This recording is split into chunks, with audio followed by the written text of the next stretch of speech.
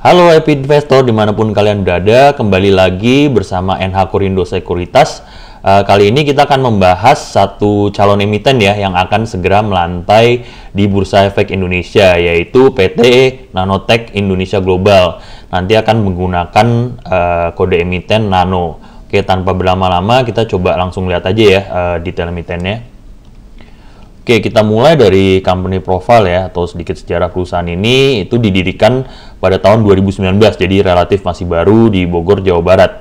Nah, tapi sebelum didirikan ini, cikal bakalnya adalah berawal dari kelompok penelitian nanoteknologi yang dibentuk namanya Profesor Nurul Tauriku Rahman berserta tim ilmuannya. Lalu Nanotech Indonesia Global ini bergerak di bidang jasa teknologi riset, pengembangan, rekayasa material, dan nanoteknologi. Jadi kalau nanoteknologi sendiri sih singkatnya ya, itu sebenarnya berupa rekayasa material pada ini ya, yang dari partikel yang kecil-kecil ya. Kalau nano itu kan 1/1000 bagian ya, dan itu aplikasinya nanti kita lihat ada di beberapa industri. Ini perseroan sendiri memiliki 5 unit bisnis strategis, yaitu industri umum, kesehatan, aquaculture, pendidikan, dan properti. Selain itu, perseroan juga memiliki satu perusahaan anak, yaitu PT Nano Herbal Tama Internasional, yang usahanya memformulasikan atau memproduksi obat herbal.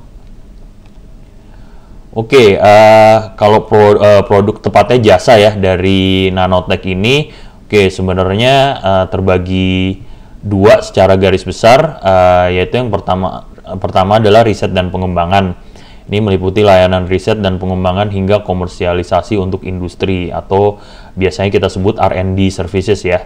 Ini antara membantu industri serta penelitian dan pengembangan untuk menyelesaikan permasalahan terkait peningkatan kualitas produk, efisiensi proses produksi melalui riset dan pengembangan. Nah, kemudian kalau untuk yang jasa yang implementasi ini terbagi dari 3 ya. Yang pertama jasa keteknikan, ini yang berbasis teknologi rekayasa ya. Kemudian suplai peralatan dan material nano, ini merupakan layanan pengembangan produk bernilai tinggi dan inovatif. Lalu jasa yang ketiga adalah pengembangan SDM, yaitu layanan pengembangan kapasitas dan kualitas SDM, ilmu pengetahuan dan teknologi. Nah, tadi seperti sudah dibilang di depan ya, ada 5 lini usaha ya yang membawahi ini klien-kliennya, yaitu yang menggunakan aplikasi teknologi nano. Yang pertama itu industri umum, ini terbagi ada 4 bisnis unit lagi di bawahnya, yaitu meliputi pengolahan mineral, teknologi pengolahan mineral, pengolahan limbah, pengujian dan inspeksi, serta teknologi pelapisan dan proteksi. Kemudian yang kedua ada kesehatan, kosmetik, dan farmasi ya.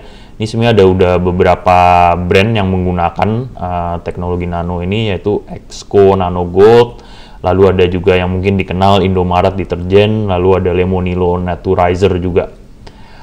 Kemudian ada layanan pendidikan, ini untuk pengembangan teknologi nano ya di workshop atau penulisan jurnal di pendidikan riset di sekolah dan bagi segmen akademisi. Kemudian ada lini aquaculture dan agribisnis. Ini berarti yang berhubungan dengan perikanan ya, aquaculture dan agribisnis. Ini diterapkan pada budidaya ikan dan pertanian. Kalau lebih detailnya, ada yang tertarik, gelembung berukuran nano itu memiliki efektivitas transfer gas tinggi dalam air, sehingga lebih stabil dan tidak mudah pecah, sehingga efektif meningkatkan kandungan oksigen terlarut. Lalu yang terakhir ada lini bisnis properti dan konstruksi. Ini perseroan melalui teknologi yang menyediakan hunian berkonsep smart property ya, dengan smart design, material, dan electricity. Sekarang kalau kita tahu ini juga lagi cukup ngetren ya, banyak smart living ya, atau perumahan bertema smart design gitu. Oke, kemudian kita masuk sekarang ke struktur IPO-nya. Jadi dalam perhelatan penawaran umum ini, perseroan akan melepas 1.285.000.000 lembar. Ini setara dengan 29,99% dari modal yang ditempatkan dan di-store penuh setelah IPO. Nilai nominal per lembar Rp10, Harga penawarannya ini masih dalam rentang 95 sampai 105 rupiah per lembar ya, sehingga maksimum dana yang akan dihimpun adalah 134 miliar 925 juta. Nah, untuk penjamin emisinya adalah UOB Kay Hian Sekuritas. Oke, bersamaan dengan IPO ini akan juga diterbitkan waran yang melekat ya. Ini sejumlah 1 miliar 28 juta lembar. Ini jadi rasionya adalah setiap 10 saham baru akan mendapatkan 8 waran seri 1. Harga exercise-nya ditetapkan Rp125 per lembar dengan pelaksanaan 6 bulan sejak diterbitkan. Lalu nanti masa berlakunya 7 September 2022 sampai dengan 7 Maret 2025. Oke, untuk jadwalnya ini sudah dimulai ya untuk masa penawaran awal 8 sampai 15 Februari. Lalu mungkin penawaran umumnya nanti adalah tanggal 1 sampai 8 Maret 2022. Ini sekali lagi masih jadwal sementara ya. Dan kalau untuk tanggal pencatatannya di bursa dijadwalkan tanggal 10 Maret 2022. Oke, untuk rencana penggunaan dana ini secara garis besar terbagi dua. 52% untuk belanja modal, 48% untuk modal kerja ya. Nah, yang untuk belanja modalnya sendiri ini sebenarnya dibagi 5 lagi ya, detailnya bisa dilihat. Ini adalah udah ada untuk peruntukan teknologi rekayasa, teknologi kesehatan, riset dan pengembangan, lalu implementasi teknologi pemanfaatan limbah. Itu kurang lebih antara 16 sampai 17 miliar masing-masing. Lalu 3,6 miliar dialokasikan untuk pengembangan infrastruktur teknologi informasi dan sistem penunjangnya. Nah, kalau untuk yang modal kerja ini ya secara umum aja mendukung kegiatan usaha perseroan termaksud namun tidak terbatas pada pembelian bahan baku. Oke, kalau untuk faktor resikonya yang mungkin resiko yang utama aja ya sesuai prospektus yang dicantumkan adalah resiko kegagalan dalam melaksanakan permintaan dari pelanggan yang telah disepakati. Oke, kalau untuk ini kita sedikit lihat kinerja keuangan ya atau posisi keuangannya. Ini yang digunakan adalah per 31 Agustus 2021 dalam IPO ini.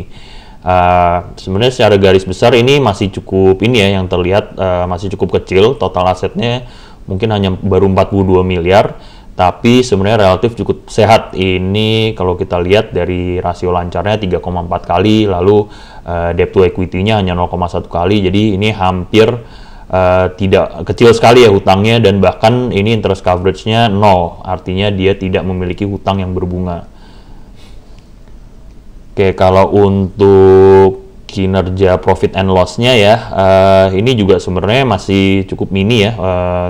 Kita lihat profitnya, pendapatannya mungkin sekitar 18 miliaran masih dengan laba neto 2,4 miliar itu, tapi hingga 31 Agustus 2021 lalu ya.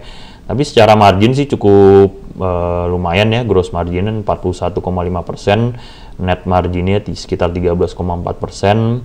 Lalu, nah yang cukup baik saya rasa lah adalah ini pertumbuhannya ya, pertumbuhan revenue-nya itu naik cukup signifikan, dalam secara tahunan itu naik 90,8%, sedangkan net profit naik 6,1%. Oke, mungkin itu aja presentasi dari kami untuk pengenalan calon emiten dari kode emiten Nano ya. Untuk teman-teman yang berminat dapat melakukan pemesanan IPO melalui NH Korindo Sekuritas juga. Akhir kata kami ucapkan selamat berinvestasi dan salam sehat selalu. Terima kasih.